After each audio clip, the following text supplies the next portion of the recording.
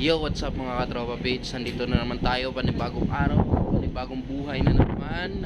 Dito tayo ngayon sa Norway, naglalakbay, mga kalakbay.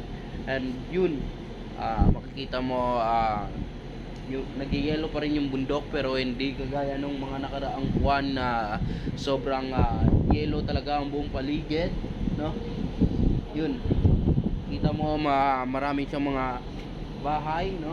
Medyo malayo lang tayo, yun.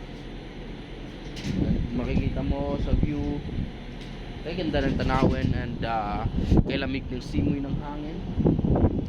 Dito tayo sa taas, sa deck 9 ng barko.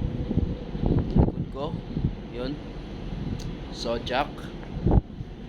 And normal na araw lang naman ngayon.